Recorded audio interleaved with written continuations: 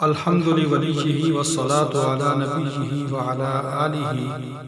وصحبه أجمعين أما بعد فأعوذ بالله من الشيطان الرجيم بسم الله الرحمن الرحيم يا أيها الذين آمنوا كتب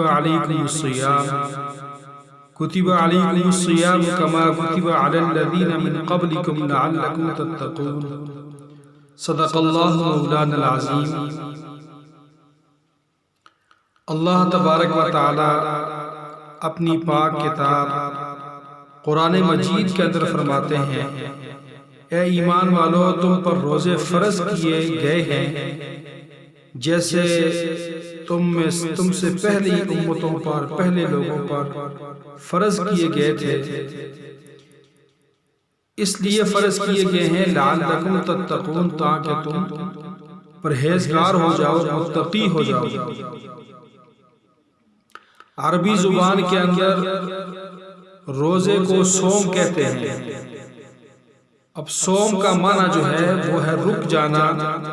یعنی اپنی خواہشات اور کھانے پینے سے انسان جو ہے وہ اللہ تعالیٰ کی رضا کے لیے صبح صادق سے لے کر غروب آفتاب تک رک جاتا ہے، اور اپنے جسم کے تمام اعضاء جو ہیں، ہاتھ، پاؤں، آنکھیں، زبان، دل، دماغ، ان تمام کے تمام اعضاء کو گناہوں سے جو ہے وہ محفوظ اور پاک اور صاف رکھتا ہے، روکے رکھتا ہے۔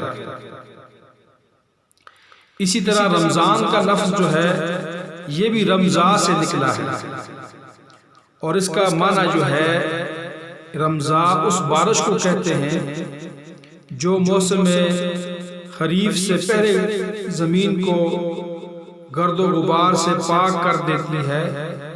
اس کے اوپر جو مٹی وغیرہ ہوتی ہے اس کو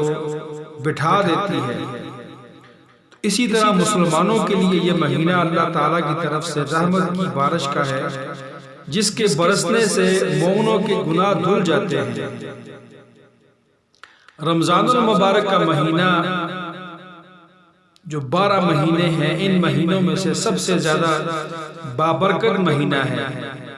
اس مہینے کے اندر اللہ تعالیٰ نے جو قرآن پاک نازل فرمایا، اور اس مہینے کی ایک رات ایسی ہے کہ جس رات کے اندر اللہ تعالیٰ نے اس قرآن کو نازل فرمایا،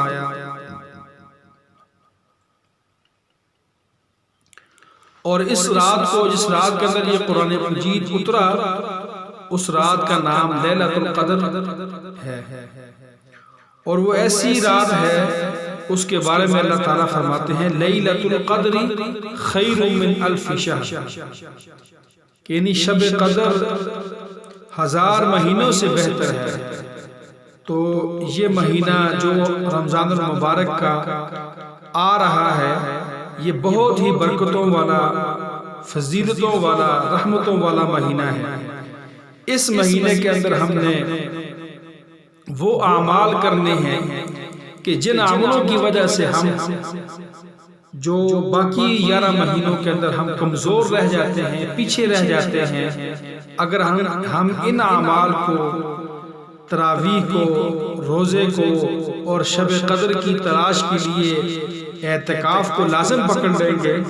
تو بہت بڑی جو ہے خیر اللہ تعالیٰ ہمیں نصیب فرما دے گا۔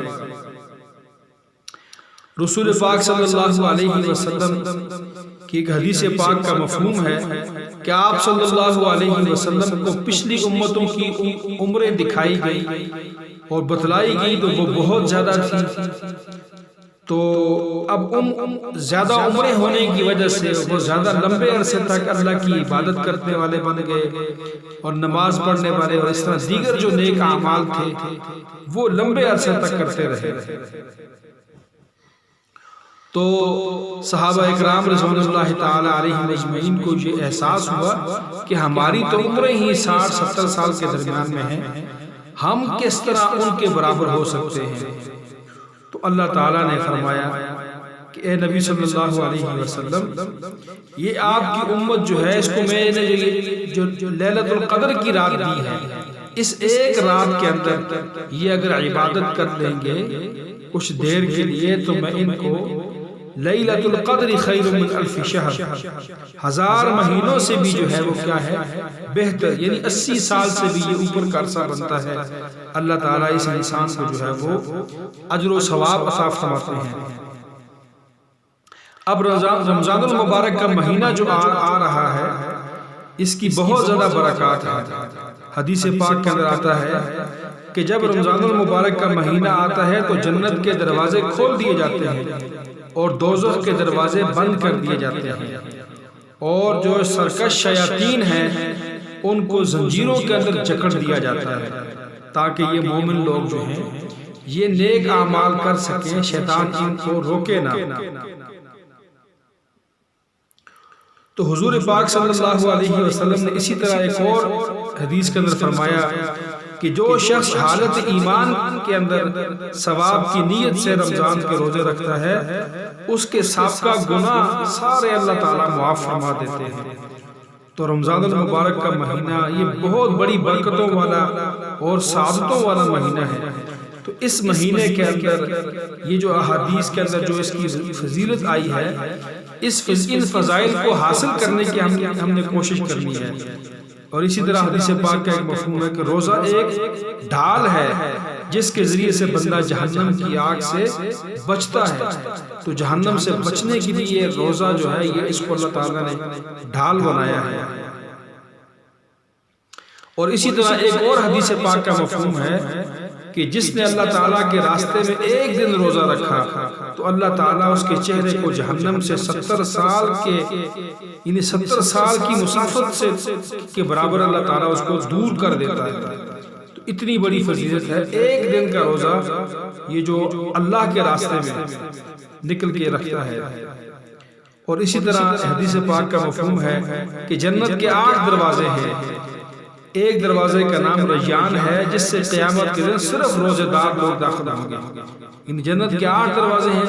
تو مختلف دروازوں سے مختلف جو اوصاف رکھنے والے یا جو انعام لینے والے لوگ جو ہیں وہ جنت داخل ہوں گے۔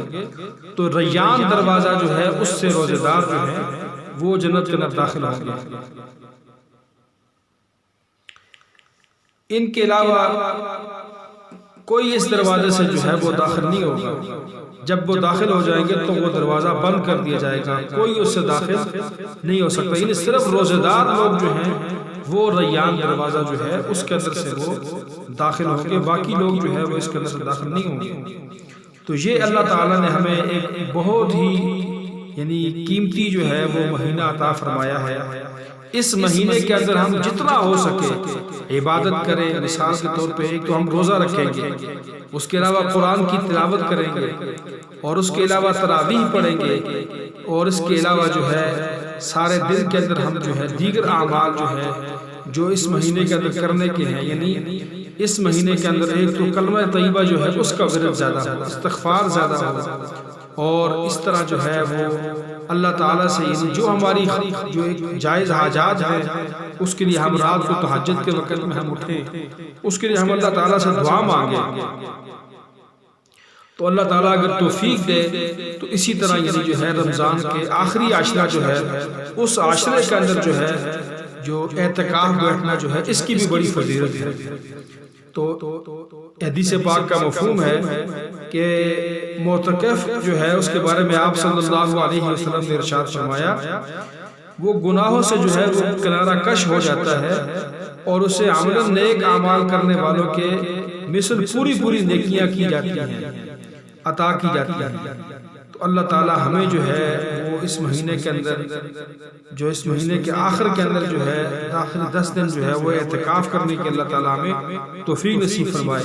ایک اور حدیث پاک کا مفہوم ہے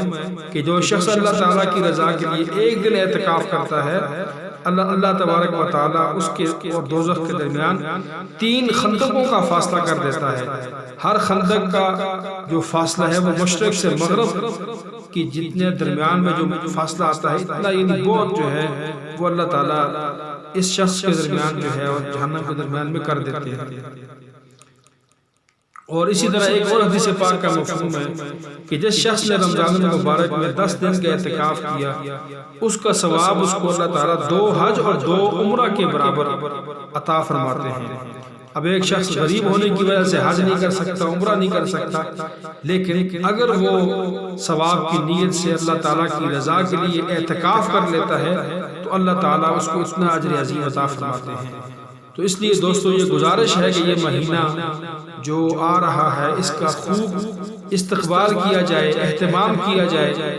ایک تو جس طرح ہم استقبال کرتے ہیں کھانے پینے کے لحاظ سے ہمیں غم ہو جاتا ہے،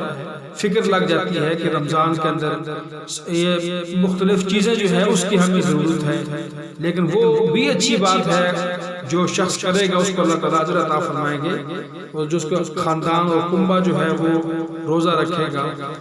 لیکن اس کے علاوہ یعنی ہم عبادت کے لیے جس طرح رسول پاک صلی اللہ علیہ وسلم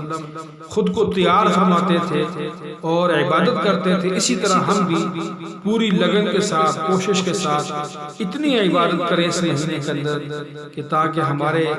دل، ہمارا جتنے ہمارے گناہ ہیں، جو کمیاں ہیں، وہ اس ایک مہینے کی برکت سے تاکہ دور ہو جائیں۔ اور کیا پتہ یہ رمضان ہمیں جو نصیب ہو رہا ہے اس سے ابھی اس میں کچھ وقت رہتا ہے، لیکن کیا معلوم اگر اگلے سال ہماری زندگی میں یہ رمضان نہ آئے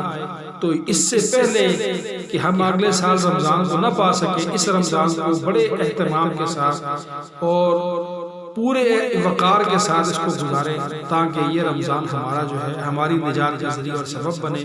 اللہ تعالی ہمیں عمل کی توفیق نصیب فرمائے۔ وآخر دعوانا ان الحمد للہ رب العالمین۔